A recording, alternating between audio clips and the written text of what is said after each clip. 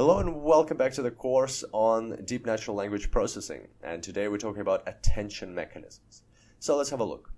This is where we stopped off previously. So we've got an encoder, which is a recurrent neural network, and we've got a decoder, another recurrent neural network of the LSTM fashion. And so here what is happening is we're feeding in our input into our encoder one by one into these layers of neurons, and then at the end we have this representation of our whole input here, which is also called the vector of meaning.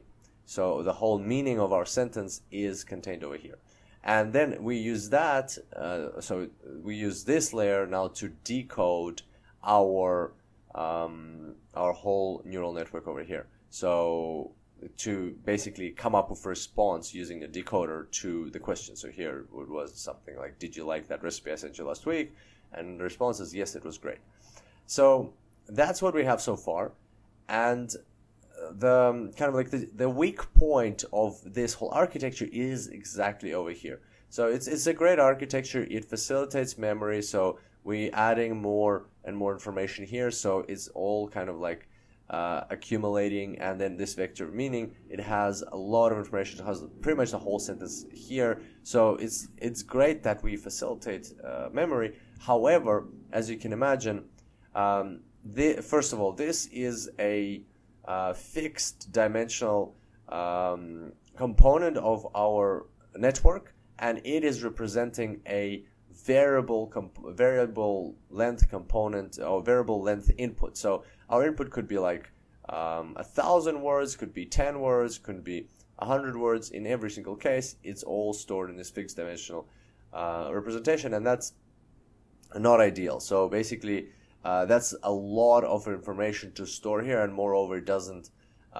really change depending on what type of sentence. So once you have this architecture, you might feed it a longer sentence, a shorter sentence, and all the time it only has this facility in order to take care of the meaning of that information.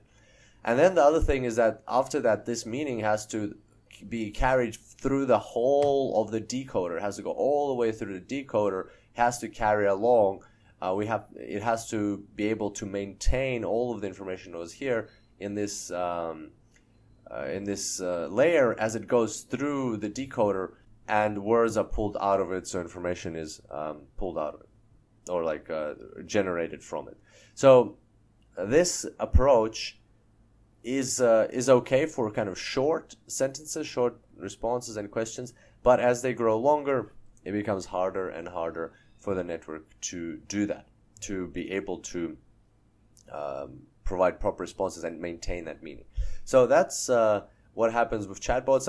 We're also going to quickly discuss what happens in translation, because we will see throughout this tutorial that attention is a concept that is very, very powerful in translation as well, which sequence-to-sequence networks can be used for.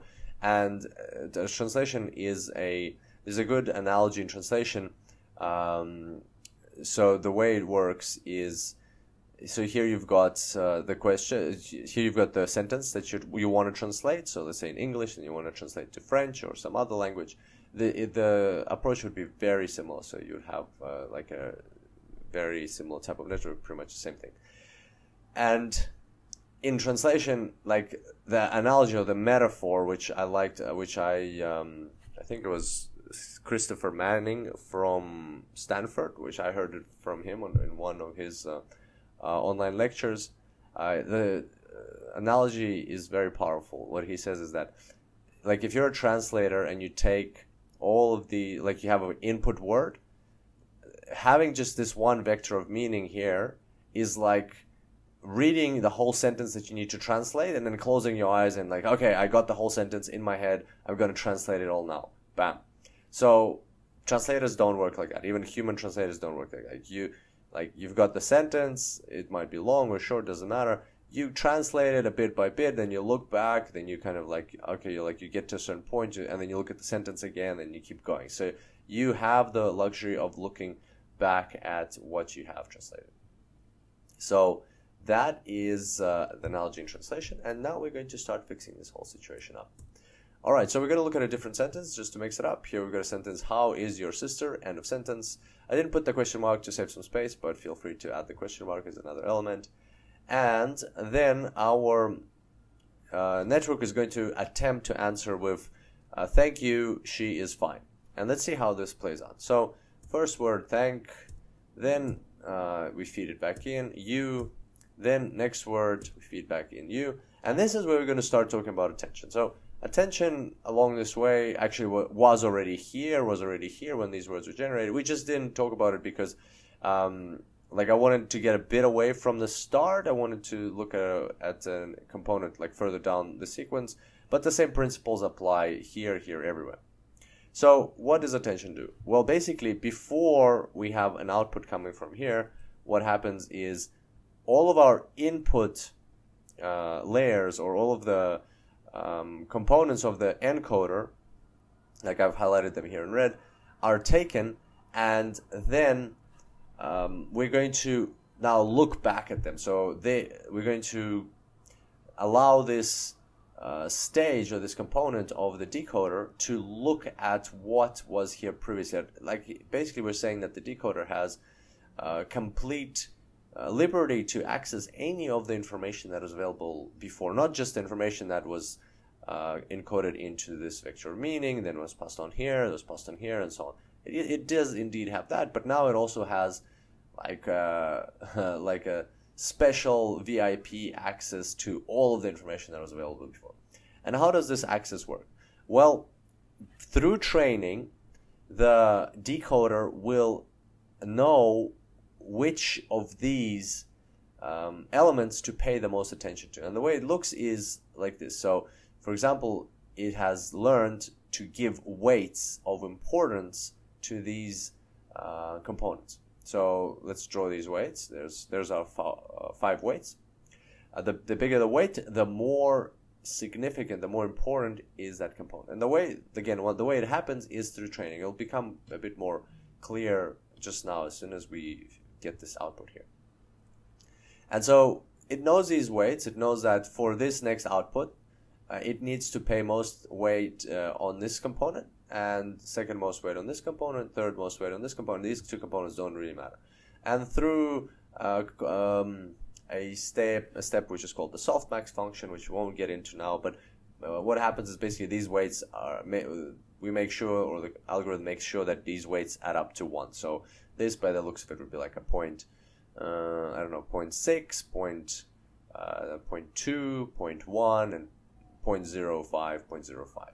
So just so that it's easier to operate. And then what happens is we take these weights and we create a context vector. And how do we create it? Well, we take this weight and we multiply by this vector. We may take this weight, multiply by this vector, this weight by this one, this weight by this one, this weight by this. So this context vector is a weighted sum of all of these context vectors, or all of these layers in our recurrent neural network. And so now we have the context vector, which is predominantly comprised of this vector, a bit less of this one, like quite significantly less of this one, then a bit less of this one, and a tiny bit of these two.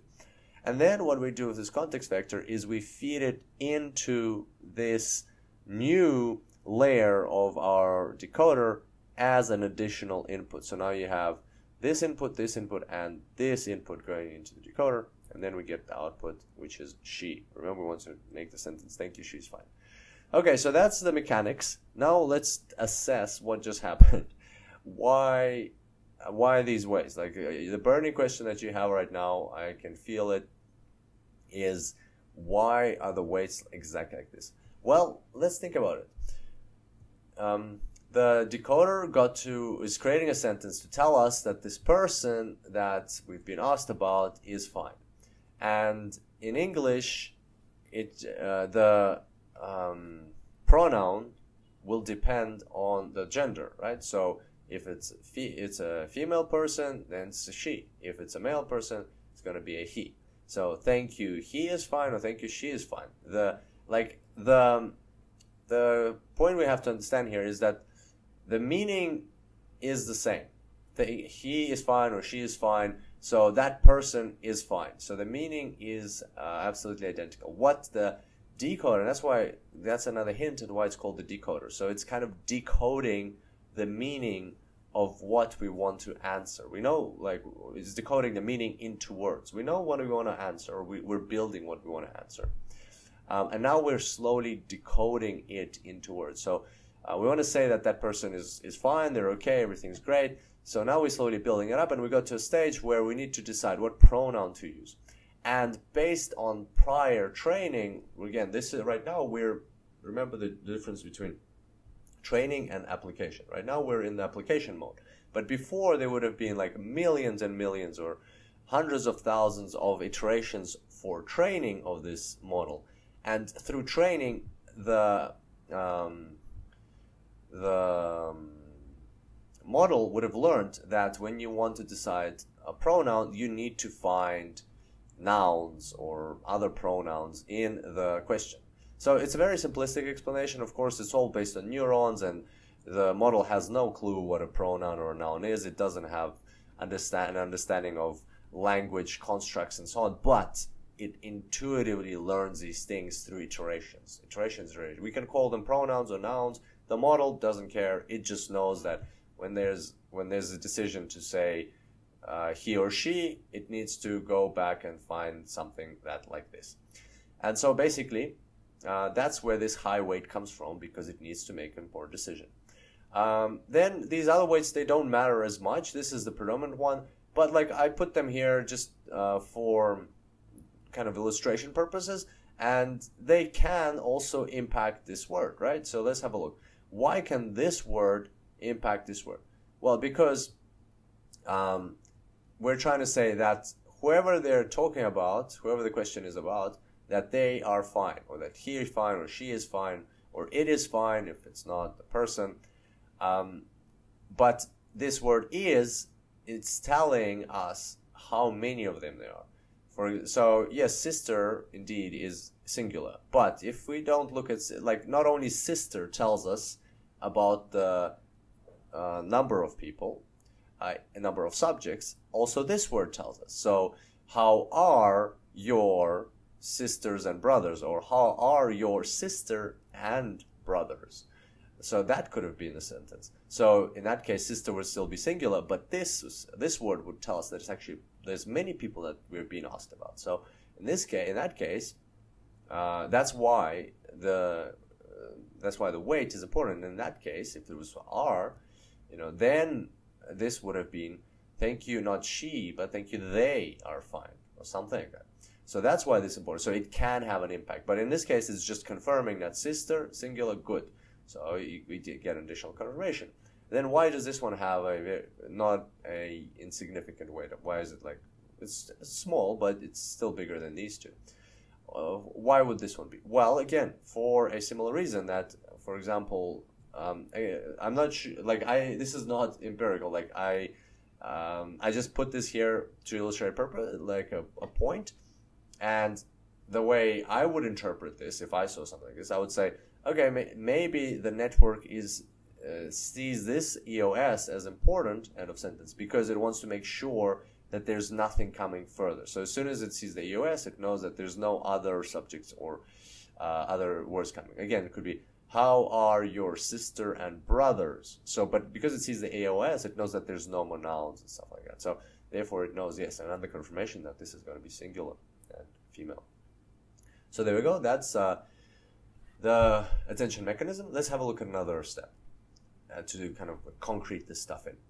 So next one is G2. We feed in our response from the previous component. And again, we highlight our input. That's where our attention is going to be based. And then we look at the weights. Weights might be something like this. And then we build the context vector. And from the context vector, we feed in the input or the output. We feed in the context vector itself into as an input into this new layer of the recurrent neural network. And so why is this important? And now it's going to be she is. That's the word we're looking for. She is fine. So why is this important?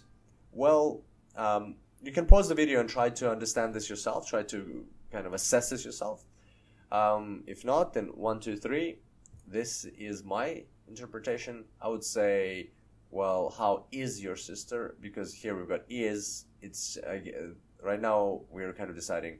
We want to say that these people or that person or the subject is fine or are fine, and we need to decide singular or plural. So because this is singular, it's going to be easier for us to decide.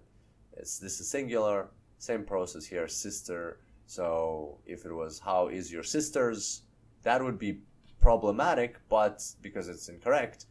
But that's, like if this was sisters, then this would have been are, right? So they're kind of linked in terms of singularity plural or singular plural, and therefore singularity in terms of plural or singular. And so here, so that does carry some kind of significance. And EOS similar to what we had previously. Okay.